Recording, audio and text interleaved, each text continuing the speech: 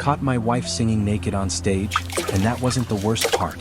Hey Reddit, I'm Noah, 34. My wife is Sloan, 32. We've been the cute artsy couple since college, me in product design, her with a voice that can hush a room.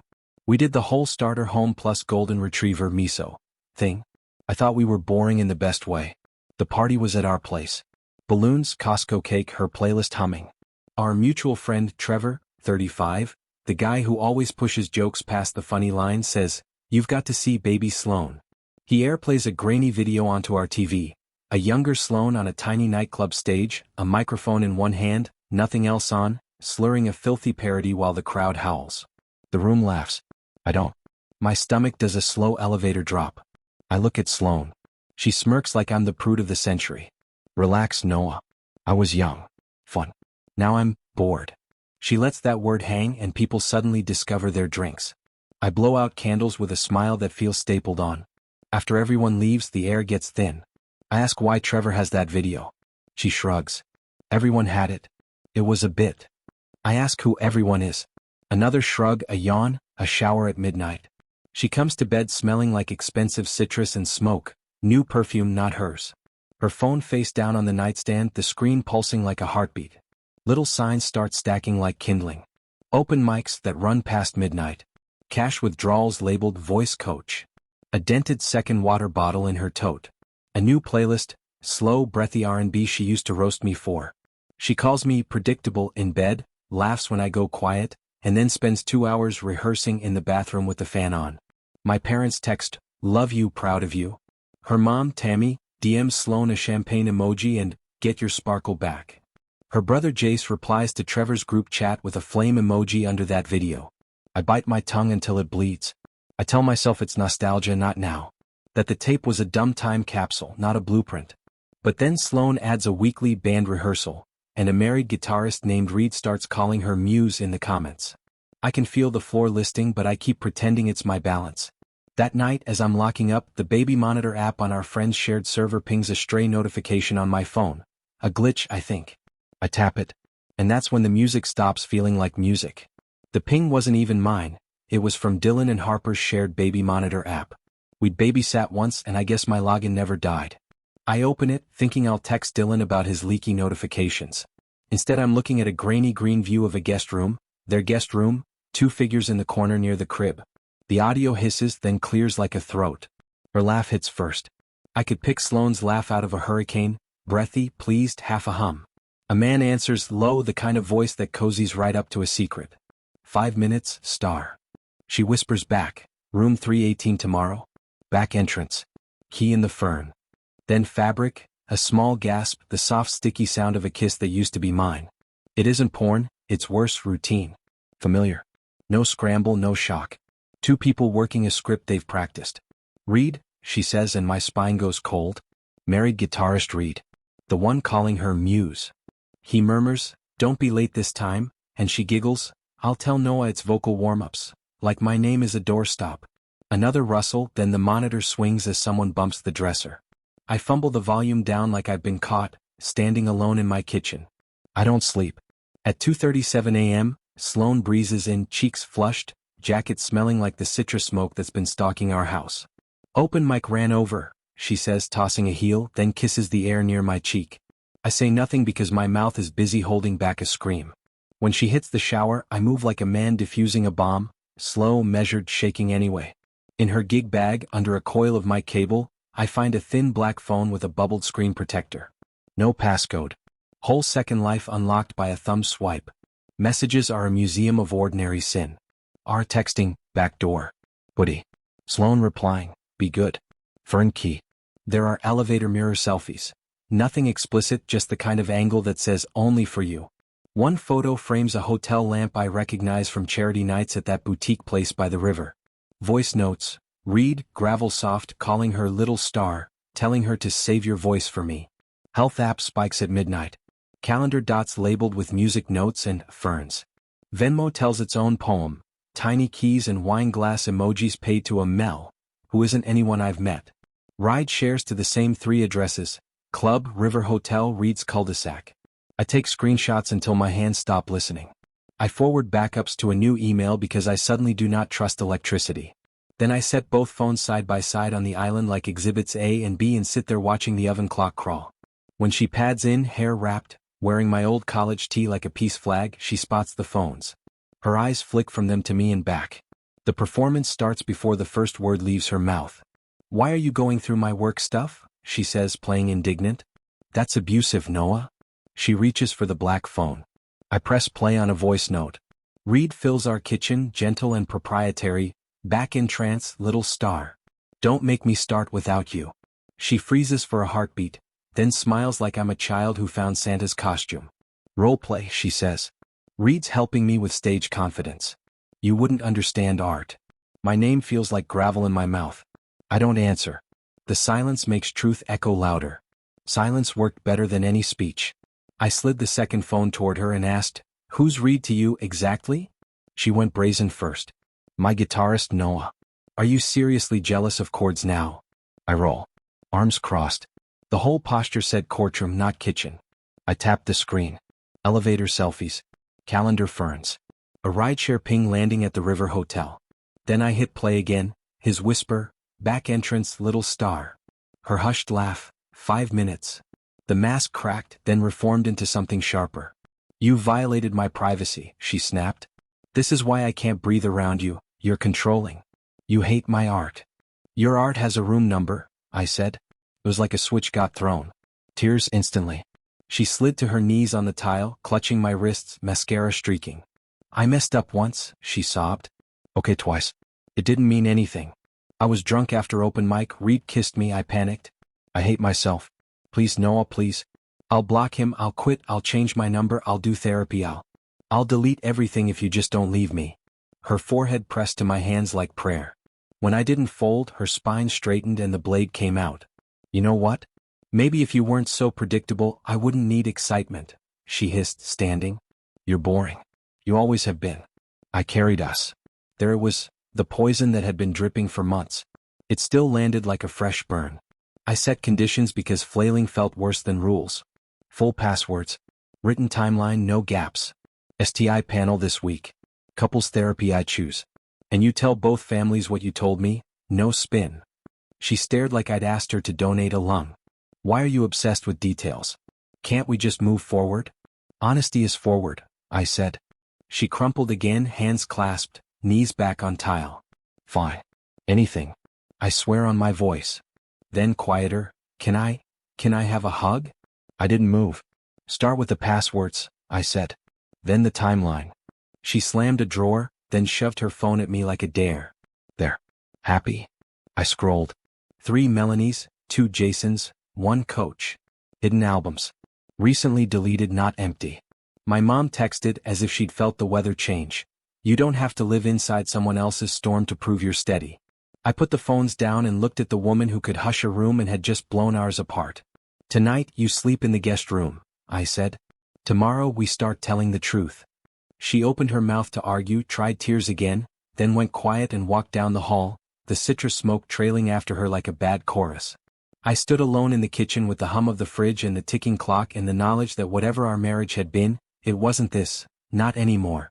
People think the worst moment is the catch. It isn't. It's the next morning when your house looks exactly the same and every object has a new label. Used during a lie. Coffee tastes like metal. Even Miso's collar jingle sounds like, "Are you sure?" Sloane started an apology tour like she was headlining it. Handwritten note on my pillow. A playlist called Us. Calendar invites titled Honesty Hour. In therapy, my pick, not her Instagram favorite, she cried into a box of tissues and told the counselor I'm hypercritical and emotionally absent.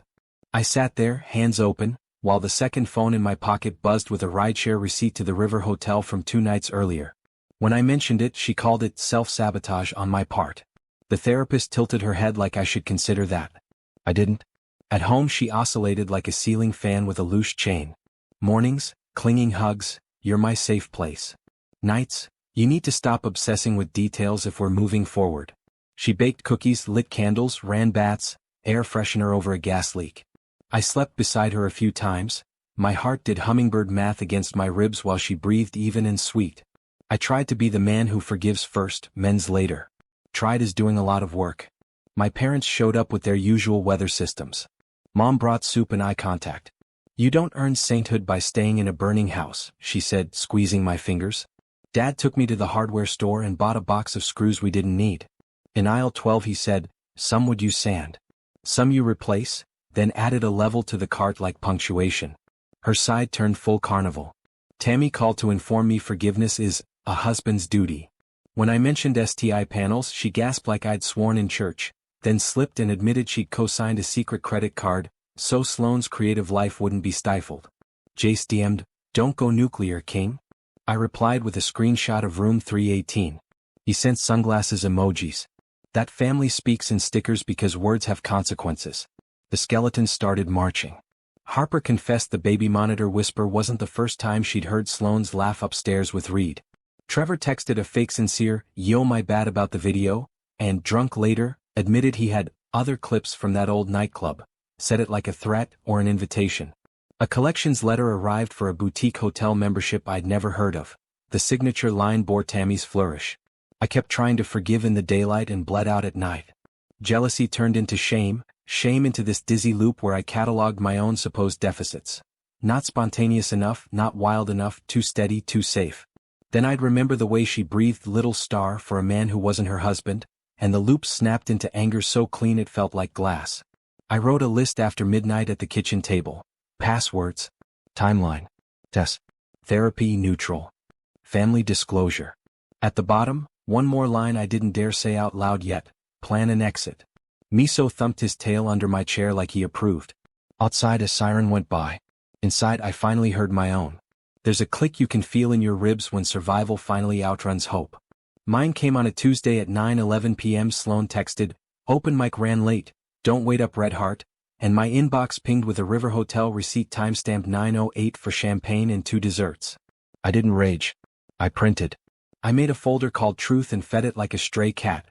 Screenshots, hotel bills, rideshare logs, the baby monitor audio Harper finally airdropped after a long apology. I froze. "Noah? I'm sorry." I pulled our phone records. Reed's number matched a booster email from his kid's school. Health app spikes at midnight lined up with rehearsals. Calendar emojis matched room numbers. Receipts romance. Then I got boring and dangerous. P.O. Box. Separate checking. Cloud backups of taxes, titles, serial numbers. I met a lawyer, Ortiz, who spoke like a level placed on a wobbly shelf. "No speeches," she said, drawing boxes on a legal pad. "Paper. Locks. Quiet." She handed me a checklist that felt like oxygen. Photograph assets. Freeze joint cards on move day. Keep all comms written. Don't tip your hand. Sloane kept playing her 3-act show. Act I, brazen, "You're policing me." Act 2, knees on tile, mascara rivers, "I'll do anything." Act 3, resentment, "You're obsessed with details." I stopped auditioning. My boundary list became contract terms. Full passwords, written timeline, no poetry. STI panel this week, therapist I pick, disclosure to both families. She called it punishment. I called it plumbing. Clean water can't share pipes with sewage, Dad would have said in aisle 12. Skeletons accelerated. Trevor slipped and bragged he'd archived more old nightclub footage. Implied leverage. A collections notice surfaced for a card I never knew. Ortiz traced Tammy's cosign 6 months back. Charges read like a tour. Flights, boutique rooms, voice coach who was actually a bar tab. Harper admitted Dylan had heard Little Star jokes for months and did nothing. Jay sent "Don't go nuclear, King." I replied with room_318.pdf. He answered with a rocket emoji. Their family communicates in stickers because truth bites. I staged a silent move like a surgery. Boxes labeled winter coats, taxes, old ceramics, camouflage for evacuation. Cheap storage unit near the trailhead. Lease signed to the P.O. box. I set my ring in the walnut dish I made in shop class and watched it look less like failure, more like a key I was allowed to return. Petty but healing, I kept sending the moose. "Okay, Miso," pics Sloane requested of him mid-poop with motivational quotes. Boundaries are love. It made me laugh in my own kitchen. Laughter felt illegal and medicinal. The last straw was quiet. A calendar alert that didn't bother to lie. Musical note plus herb plus 318 lunch. She came home that night smelling like citrus and victory, kissed the air and asked what I wanted for dinner. A door, I thought.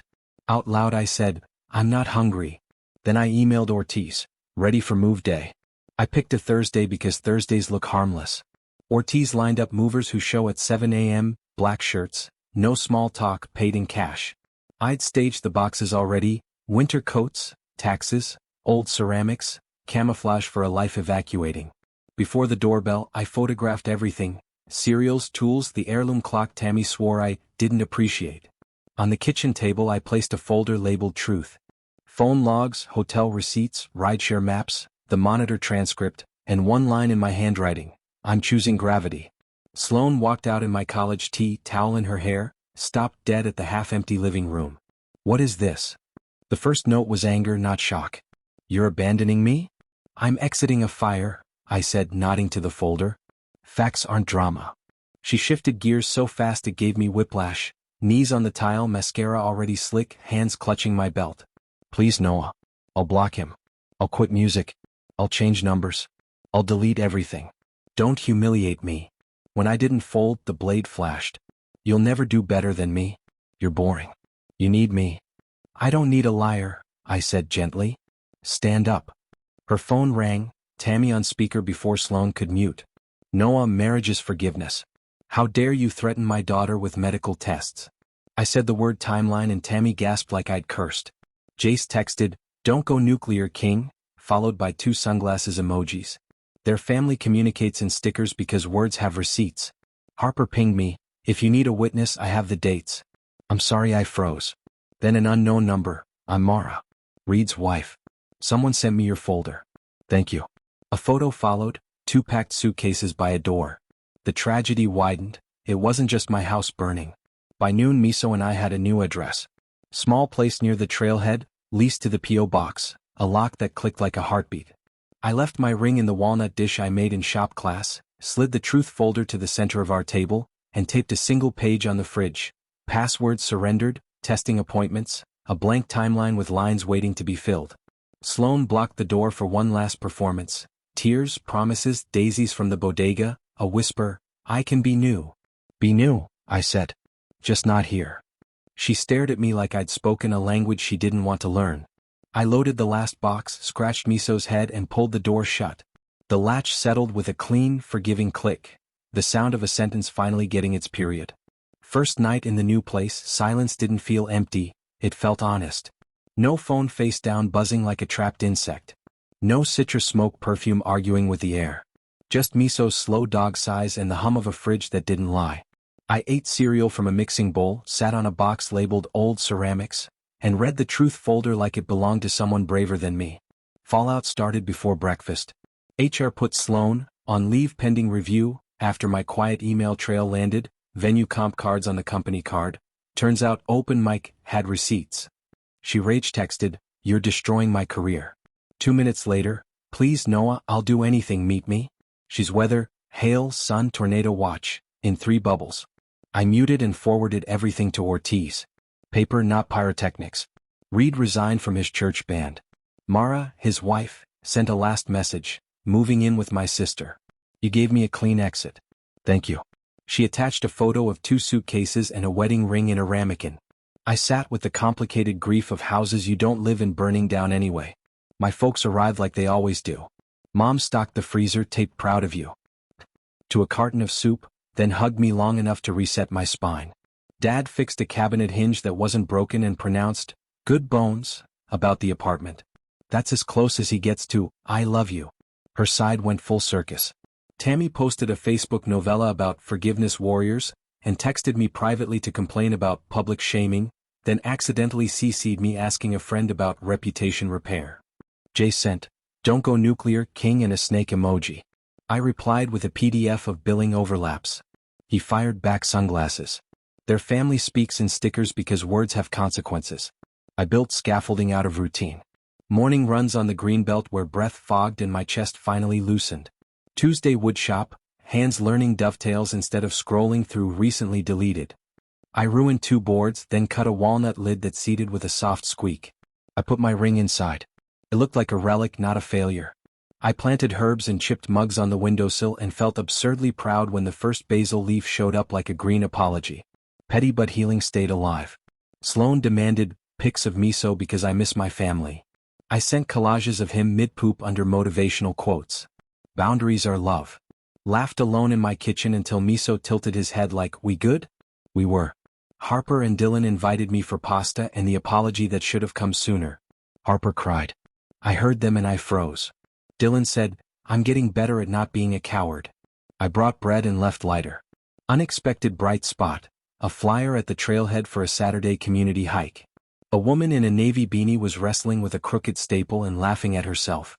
Nora, she said when I helped. We walked the first mile talking about blister tape and coffee. No numbers. Just 10 minutes where my brain didn't stage a courtroom.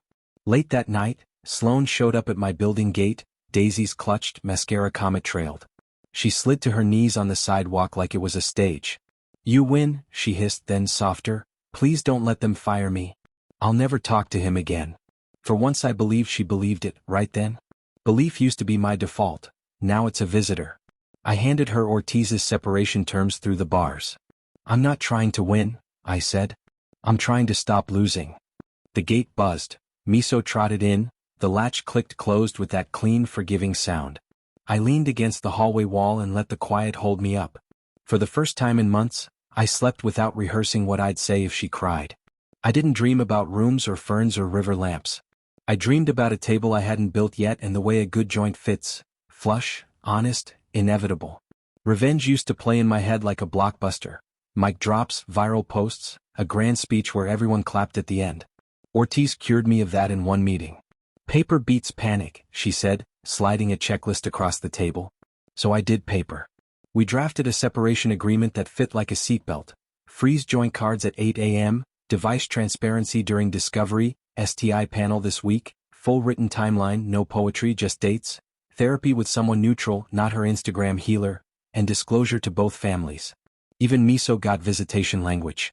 You're not punishing her, Ortiz said. You're protecting you. Then I stopped arguing and started sending links. For the relatives who wanted context, I shared a private folder labeled Truth. Receipts, logs, the baby monitor transcript. No captions. Tammy replied with prayer hands and we will not participate in slander, then accidentally CC'd me on an email asking a church friend about reputation repair. Jace texted coward plus a snake emoji. I answered with room_318.pdf. He sent sunglasses. Their family communicates in stickers because words have receipts. The skeleton parade hit tempo. A collections notice surfaced for a boutique card I'd never seen. Ortiz traced Tammy's cosign 6 months back. Charges read like a tour, voice coach tabs, river hotel upgrades, flights 4 showcases. Trevor DM'd me a smarmy, let's talk man to man, then admitted drunk, he had more nightclub clips for leverage. Reed's wife, Mara, forwarded a group chat where Sloane bragged, no one would believe I'm sneaking around with the guitarist. The timestamp sat right on top of our anniversary. Sloane kept oscillating. One day she was at my door with daisies, letter trembling, knees on the hallway carpet. Tell me how to make this right. The next she emailed a bullet list of my supposed failures, predictable, not spontaneous, never learned TikTok dances. I replied with one line, truth first or not at all. She called it punitive. I called it plumbing. Clean water can't share pipes with sewage. Community fallout did what it does. Reed stepped back from the church band. The venue barred Sloane, until further notice, after the corporate card audit. Harper and Dylan hosted pasta and apologies. We clinked forks instead of glasses because we were tired of toasts. My folks stayed steady, Mom texting photos of diner pie with proud of you. Dad dropping by to level the new bookshelf and saying, simply, sturdy. Translation received. I made routine my religion. Dawn runs on the greenbelt. Tuesday woodshop, cutting dovetails until the joints squeaked shut like truth seating in. I built a walnut box for the ring and a small coffee table that didn't wobble. I planted basil and mint. I learned garlic chicken without a timer. Quiet wins stacked until the room felt like mine. Sloane posted a Facebook novella about growth and my husband's control. I didn't clap back. I toggled the truth link to family only, laced my shoes and went for a run. When I got home the apartment smelled like basil and sawdust. Miso thumped his tail. Somewhere behind us fires burned out. Up ahead, the trail was open, long, and blessedly boring in the best way. The separation hearing wasn't fireworks, just a beige room, a carafe of coffee, and Ortiz speaking in paragraphs that landed like nails. Sloane dabbed tears and called the terms punitive. Ortiz slid the truth folder across. Hotel bills, rideshare logs, the monitor transcript, card audits. Sloane's lawyer leaned in, whispered, and suddenly, punitive turned into we'll comply. Paper beats panic. I expected triumph. What I got was air. I drove home with the windows down while Miso's ears turned into flags, and realized the hum in my chest had eased. At the apartment, I set my ring in the walnut box, shut the lid, and heard the soft squeak of a joint seating right. Dad texted, good joinery. Translation, proud. I built a life that didn't check her shadow for weather. Mornings, trail miles until breath fogged. Evenings, woodshop, coffee table 2.0 with miters that finally met without arguing. I cooked garlic chicken and didn't set off the alarm. I brought basil to my parents. Mom said it tasted like a green apology I'll allow. I said yes to Harper and Dylan's kid's birthday and didn't scan the door for Sloane like a fugitive. Her side kept spinning. Tammy posted about forgiveness warriors and privately asked if I'd cover a small balance on the secret card. I replied with the clause that says I'm not their bank. Jace subtweeted me with a snake and a rocket. I muted him like a mosquito. Trevor tried to meet foreclosure. I declined and sent him a preservation notice from Ortiz. The nightclub footage never surfaced. Funny how leverage evaporates when no one's buying. Unexpected good thing, a cheap train to the coast. I booked a hostel bunk, hiked a cliff trail to a cove where the water was cold enough to reset thinking, and watched the sky fade without rehearsing imaginary arguments. On the way back, I ran into Navy Beanie, Nora, from the trail group. We shared trail mix and the silence of two people not auditioning. No numbers. What? A rhythm took root. Books by the door. A mug I actually like. Miso's bed by the couch like he pays rent and tail wags. The apartment stopped being a lifeboat and started being a home. The tragic part wasn't the ending, it was the edit. I was learning to write new scenes. Sloane tried one last grand gesture, flowers on my doormat, a letter with all the greatest hits, I'm in therapy, he meant nothing, I can be new, and finally, a kneel on the hallway carpet as the super peeked around the corner. Please Noah. Tell me how to fix this. I believed she believed it, for the length of a hinge squeak. I helped her up and handed back the letter. Healing is real, I said. Just not here. The door closed with that clean, forgiving click I've come to love. I grilled on the balcony, Miso supervising, and let the quiet be loud. For once I went to bed early and slept like the trail. Long, steady, no surprises. Final orders landed on a gray Tuesday, Judge Penn Ortiz's nod. No thunderclap. Just paper catching up to reality. I walked outside and felt level. Not high, not gutted. Level. Miso did zoom eyes in a puddle like he'd been rooting for due process. Sloane tried a last curtain call. Daisies on my mat, mascara comets, a kneel in the hallway. I'll do anything. I can be new. I helped her up. Be new, I said. Just not here. The door closed with that small, merciful click I now recognize as peace. Revenge didn't end in fire, it ended in boundaries. The slideshow in my head, what I'd yell, who I'd expose, got replaced by small, repeatable acts. Trail miles that count breaths instead of lies, dovetails that seat with a shy squeak, garlic chicken I can make without a timer. I kept the walnut box on the shelf, ring inside, folded letter on top, not a shrine, a ledger. This cost something. I paid. I'm free. Family settled into their truest shapes. Mom texts diner pie with proud of you. Dad drops off sandpaper and says sturdy to my coffee table like a benediction. Harper and Dylan host pasta nights where no one toasts. We just pass bread and talk about normal things on purpose. Tammy still posts about forgiveness warriors. Jace subtweets with snakes. Their circus keeps spinning, but I've walked past the tent. Nora exists at the pace of hikers. Trail jokes, shared snacks, zero additions. Maybe a chapter, maybe a footnote. Either way it's light. What I learned for anyone reading this at 2 a.m. with a fist where your stomach should be. Your gut isn't drama, it's data. If it hurts, it's still the truth, collect it. Don't argue with lies. Build receipts. Paper panic. Boundaries aren't punishment, they're plumbing. They keep your life from flooding. Boring is what unsafe people call steady. Keep being steady. Healing is craft, not spectacle.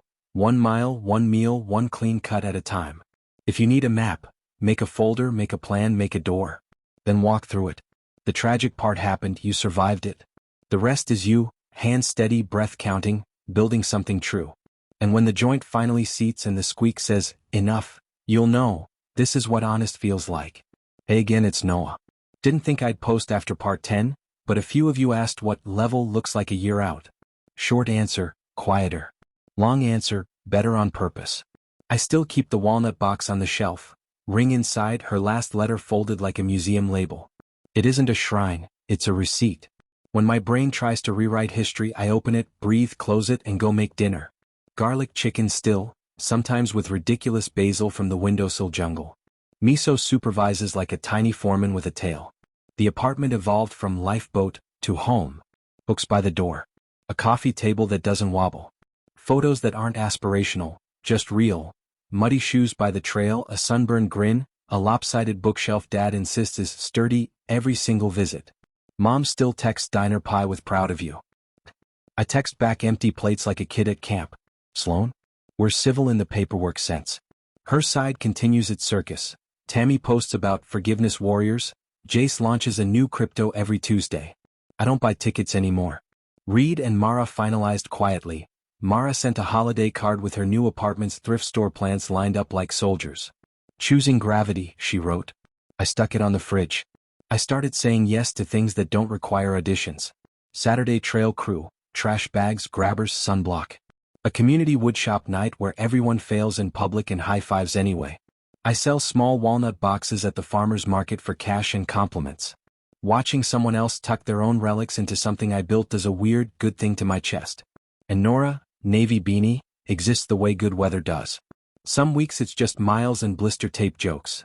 Other weeks it's tacos after the ridge and a shared thermos on a windy overlook. No timelines. No ferns. No room numbers. Just two people with warm hands on cold days. If it becomes a chapter, I'll let it earn the page. What helped most for anyone reading this at 2 a.m.? Tiny rituals beat grand gestures. Coffee in the same mug. Shoes by the same mat. Repetition is glue. Build something with your hands. Even if it's bad. Especially if it's bad at first. Friends who apologize with pasta are worth a second chance. Friends who weaponize forgiveness are not. Boring is just peace without marketing. Get greedy for it. I thought survival meant white-knuckling the door shut. Turns out, it meant opening a different one and walking long enough that my breath synced with my feet.